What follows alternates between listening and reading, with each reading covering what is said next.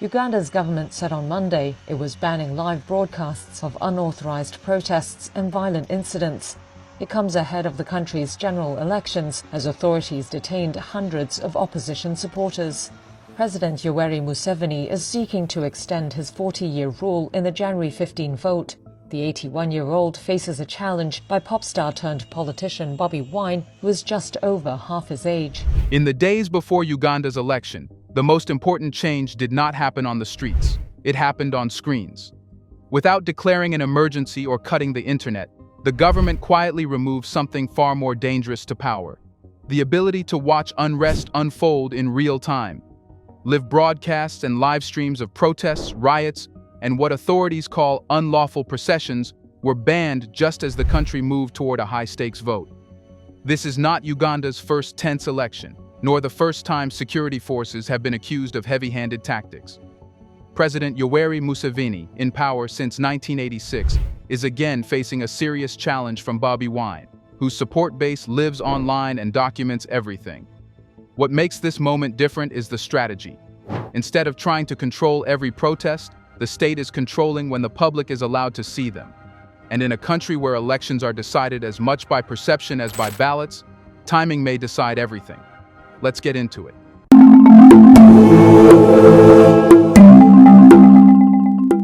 In Uganda, elections do not explode all at once. They tighten. Pressure builds quietly, through blocked rallies, sudden arrests, and police convoys appearing without explanation. The most dangerous moments are often spontaneous. A crowd forming unexpectedly, security forces reacting too fast, a single confrontation spiraling into chaos. Those moments used to be captured live by phones and cameras, forcing the country and the world to witness events together. That shared moment has now been removed. The government's explanation was simple. Live coverage could escalate tensions and spread panic.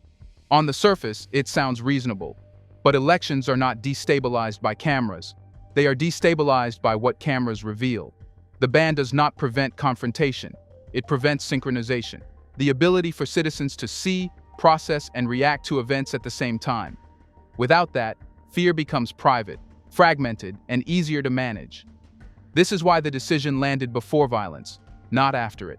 Uganda's authorities were not responding to chaos. They were anticipating it.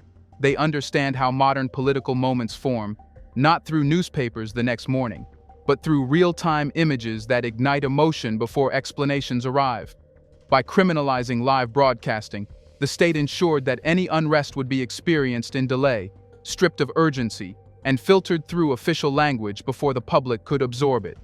In effect, Uganda entered the election period with two timelines: one where power acts immediately, arrests, dispersals, and force, and another where citizens receive information slowly, after the moment has passed and the meaning has been negotiated. That gap is not accidental. It is the space where control lives. This is not about journalism ethics or public order. It is about removing the one thing that turns scattered incidents into a national reckoning: shared, real-time witnessing. Once that is gone, everything else becomes arguable: numbers, responsibility, even memory itself. So if unrest breaks out and no one is allowed to see it as it unfolds, who gets to decide what really happened? The answer is simple and uncomfortable. Real time takes control away from authority and hands it to whoever is watching. When events unfold live, there is no pause button for spin, no window to prepare language, no opportunity to rename what people have already seen with their own eyes. Power depends on delay. Live footage destroys delay. This is why Uganda did not ban protests outright. Banning protests would create resistance. It would confirm fear. It would draw attention. Instead, the state targeted the moment itself. By criminalizing live broadcasts and live streams, it ensured that every confrontation would happen faster than it could be publicly understood. Arrests could occur before outrage formed. Force could be used before accountability took shape. Real-time images do something uniquely dangerous during elections. They create unity across distance. A protest in one neighborhood becomes a national event within seconds. A single act of violence becomes a shared emotional experience. That is how movements grow, not from planned speeches, but from spontaneous moments captured live. Remove that connection, and each incident stands alone. Easier to isolate, easier to dismiss. Delayed footage, by contrast, is always suspect. A video uploaded hours later can be called edited. A clip shared the next day can be described as taken out of context. Even genuine evidence loses force once it is no longer immediate. The state does not have to disprove it, it only has to question it long enough for the moment to pass. That is the advantage of time. Uganda's authorities understand this dynamic well. In past election cycles, live videos undermined official statements within minutes. Claims of riots were contradicted by footage showing peaceful crowds. Denials of violence were exposed by clips showing injuries and chaos. Those moments did not just inform the public, they set the emotional tone before the government could respond. This ban is designed to reverse that order. Now, the sequence changes. First comes action. Then comes the explanation. Then comes the debate. By the time the public reaches the last stage, the outcome has already solidified. Anger fades. Attention shifts. Urgency evaporates. Control is restored. The government framed the ban as a way to prevent panic. But panic does not spread because people see events. It spreads when people sense that something is being hidden. What the ban actually prevents is immediacy, because immediacy makes lies expensive. When everyone sees the same thing at the same time, contradictions collapse instantly. In elections, whoever controls timing controls perception. Uganda's leadership has not silenced the country. It has slowed it down. And in that slowdown, power gains room to breathe, act, and settle outcomes before the public can catch up. But why was it necessary to deploy this strategy now, before a single vote was cast? Because the last time Uganda voted, the story escaped control. Not through speeches or court filings, but through chaos caught in motion. In the previous election cycle, the state believed it could manage tension the old way, through force, arrests, and firm messaging. What it did not fully account for was how fast reality could travel once cameras were already rolling. When security forces moved against opposition supporters, the world did not wait for official summaries. Phones were already live. Shots were heard in real time. People running, bleeding, screaming. These moments were not reconstructed later. They were witnessed as they happened. By the time statements were issued describing riots and disorder, the emotional verdict had already been reached elsewhere. More than 50 people lost their lives in those crackdowns. That number alone was damaging, but what truly unsettled the system was how the deaths became known. They were not introduced gently through reports or press briefings. They arrived raw, unfiltered, and immediate. Each clip made it harder to compress events into a single official narrative. Each livestream shortened the distance between state action and global scrutiny. That election taught a lesson no internal memo could ignore. Violence is manageable. Visibility is not. Force can be deployed quietly. Arrests can be explained away. But live images lock power into the moment it acts.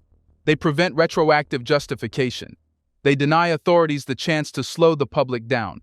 This is why the current ban is not reactive, it is preventative. Uganda's leadership is not responding to unrest, it is responding to memory. It remembers how quickly the narrative slipped away last time.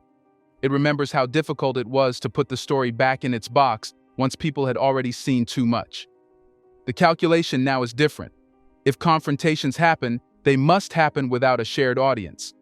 If force is used, it must be processed privately before becoming public. If deaths occur, they must enter the conversation late, when outrage is weaker and attention is divided. This is how systems adapt, not by changing behavior, but by changing exposure. The events themselves may look familiar to those on the ground, but their national impact depends entirely on timing. Delay drains urgency. Distance dulls anger.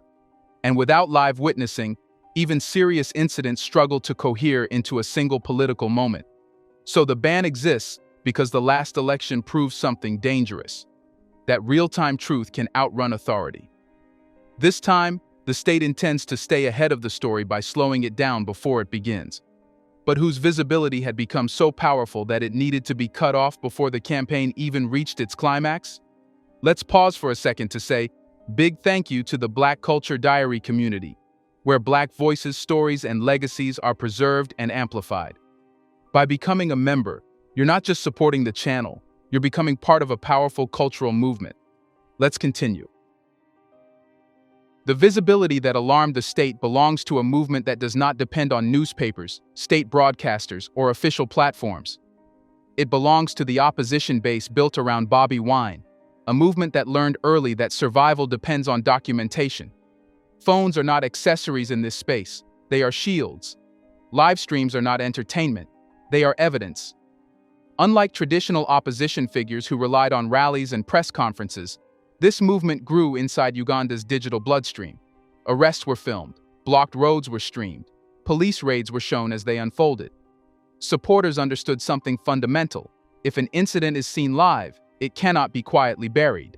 If it is delayed, it becomes debatable. That understanding turned cameras into political tools. This is why the ban hits asymmetrically. The ruling establishment does not rely on spontaneous visibility. Its power is institutional, slow-moving, and protected by official channels. But the opposition's strength lies in speed and exposure. It turns isolated encounters into national moments before they can be contained. That is precisely what the ban disrupts. The challenge posed by this movement is not numerical, it is perceptual. It forces the state into reaction rather than narration. When supporters go live, the government no longer speaks first, it responds. And responding is always weaker than defining the moment from the start. This becomes especially dangerous for a leader like Yoweri Museveni, whose rule stretches back to 1986. Longevity brings experience, but it also brings rigidity. Systems built over decades are designed to manage institutions, not viral moments.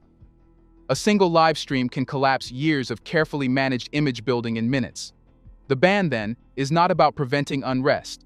It is about preventing momentum. Movements do not surge because people are angry. They surge because people see others being angry at the same time. Remove that simultaneity and outrage fragments. One arrest feels personal instead of political. One beating feels isolated instead of symbolic. What remains is fear without amplification. And fear without amplification is easier to control.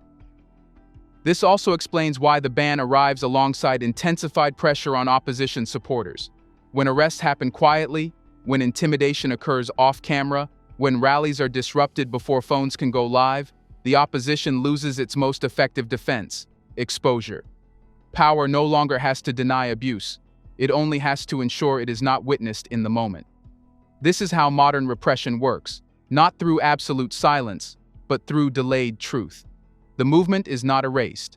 It is slowed until its emotional force dissipates. But what happens on the ground when pressure increases and there are no live cameras left to hold it in check?